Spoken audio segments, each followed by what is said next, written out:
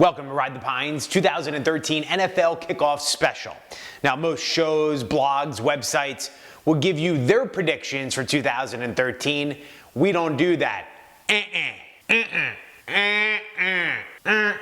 What we like to do is give you our predictions on their predictions. Specifically, how insanely stupid their predictions are.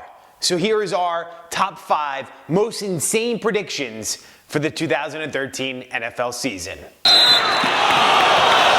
Insane prediction number 5 that I actually saw multiple times was that Pittsburgh Steelers quarterback Ben Roethlisberger would win the MVP this year. And why would he win the MVP, would you say, weird websites? He's due. It's time to give him the award. Generally, an NFL MVP has to play in all 16 games, which is something that Ben Roethlisberger has only done once.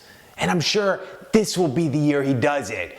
And let's not forget the scary talent at wide receiver for Big Ben, Emmanuel Sanders and Antonio Brown, which is actually what I call my 2 litter boxes. Look, it's Emmanuel Sanders.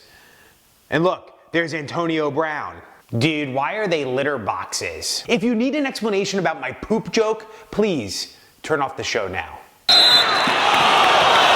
Insane prediction number 4 comes from Warren Sapp. Now, I don't know if it's from years of having his cornrows pulled too tight or the enormous amounts of dip that he would consume, but Warren Sapp predicted that Dolphins quarterback Ryan Tannehill would break Dan Marino's mark of 5,000 yards as a Dolphins quarterback. Whew. Let me tell you something that's an absolute lock this season. No way in blue hell will Ryan Tannehill throw for 5,000 yards. I'm sorry, his rookie year, he threw for 3,200 yards, and yeah, he had 1 more interception than he did touchdowns. Does Warren Sapp know that if you throw an interception, those yardage back to the end zone doesn't count? On the flip side, Ryan Tannehill could hit that 5,000 yard mark if you include the mileage to and from the stadium for every game. Ryan Tannehill has one talent, and that is finding a way to marry extremely hot women in super tight red dresses. And we applaud you for that. Insane prediction number 3 comes from Michael Irvin, who said that Dallas Cowboys wide receiver Dez Bryant would win this year's MVP.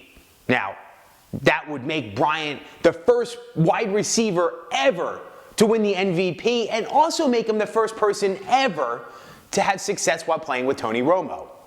Now, I lied, because I actually do have one prediction for this show, and that's before Dez Bryant wins an NFL MVP, Michael Irvin will be arrested again.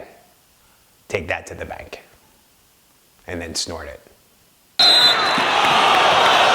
Insane prediction number 2 comes from Chris Berman. Now look, the Schwam has repeatedly picked the Buffalo Bills, I think for the past 15 years, to win the Super Bowl, but he did pick the Baltimore Ravens to repeat as Super Bowl championship this year. That's because, they don't have Ray Lewis anymore, Anquan Bolden, Ed Reed, and, Joe Flacco will actually have to play a whole season at a really good level and not just a couple games in the playoffs. Yeah, that's not going to happen.